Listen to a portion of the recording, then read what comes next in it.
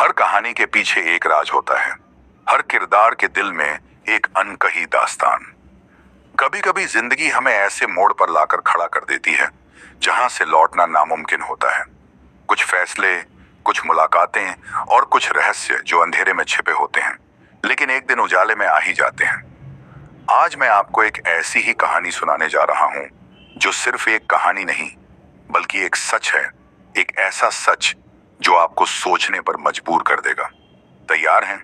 चलिए सफर शुरू करते हैं। वो मोहब्बत थी कि प्रेम कहानी। हॉस्पिटल के आईसीयू वार्ड में बहुत सन्नाटा पसरा हुआ।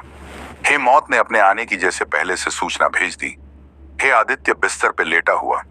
हे उम्र के 52 बसंत देख चुके आदित्य को बहुत बेचैनी सी हो रही थी। डॉक्टर ने पहले ही 24 घंटे का अल्टीमेटम दे दिया था। ब्लड कैंसर का दानव एक और जिंदगी लीलने को तैयार था।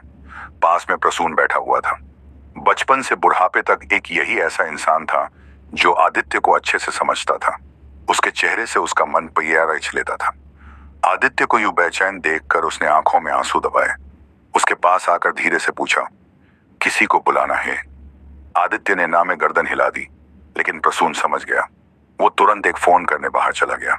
मृत्यु से पहले इंसान का पूरा जीवन उसके सामने एक चलचित्र की तरह चलने लगता। हे आदित्य का जन्म एक पैसे वाले खानदान में हुआ। पिता तहसीलदार थे। खानदानी जमीन जायदाद थी। आदित्य को कभी किसी बात की कमी न रही जो चाहा मिला, और शायद इन बातों ने उसे थोड़ा सा जिद्दी बना दिया। एक बात पे अधह जाता तो आसानी से उसे छोड़ देता नहीं।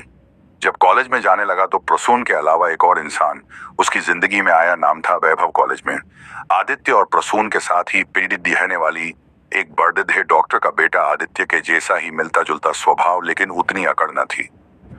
कुछ वक्त में उन दोनों के बीच गहरी मित्रता हो गई। प्रसून ये सब देख रहा था पर चुप था। मित्रता के रंग में प्रेम की सुगंध कब घुल गई, ये आदित्य और वैभव किसी को पता न चला। वैभव कॉलेज में होने वाली वाद विवाद और भाषण प्रतियोगिता में जमकर हिस्सा लिया करता था और जीता भी करता था, लेकिन इस बार उसके मुकाबले आदित्य था। प्रतिपक्ष में मुकाबला हुआ और पहले की तरह ही वैभव की जीत हुई और आदित्य को हार का मुंह देखना। पुण्यधा आदित्य सबके सामने वैभव से मिली। इस हार को स्वीकार नहीं कर पाया। अंदर ही अंदर उसे बहुत बुरा लगा। कुछ दिन बाद वैभव उसे अपने मन में उठ रहे प्रेम के अंकुर के बारे में बताने उसे मिला, तो आदित्य बहुत बदला सा था। वैभव ने आदित्य का बदला सा रूप होते हुए भी पहल करते हुए कहा, मैं आपसे मोहब्बत करने लगा हूं। मुझे लगा आपको बता दूं, आप भी मुझे मोहब्बत करते हैं, ये मैं जानता हूं। आदित्य उस हार को भुला नहीं था। वो हर बार वैभव की मनमर्जी नहीं चलने देगा, ये सोचकर उसने कहा, ये मोहब्बत नहीं, सिर्फ एक दोस्ती है। वैभव, गलत ना समझो इसे।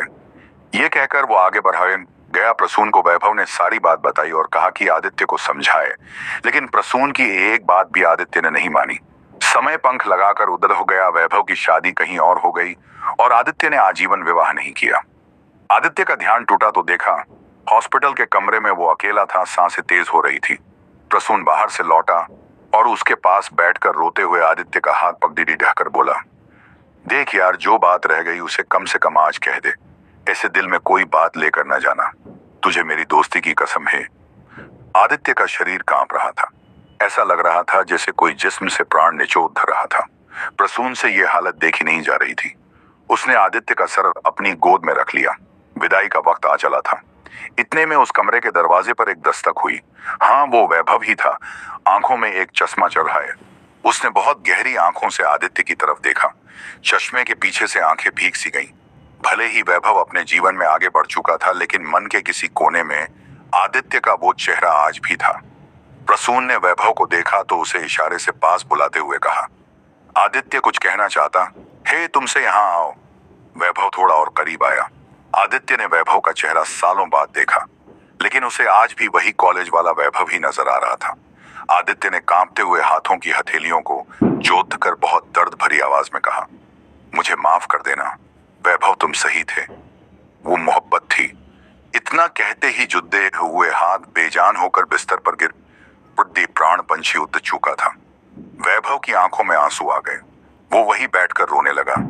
ये कैसा पश्चाताप था जिसने सब कड़वाहट मिटा दी थी। प्रसून अपने यार की छाती से लगकर रोए जा रहा था। वैभव आदित्य की माफी से पिघलकर आदित्य को क्षमा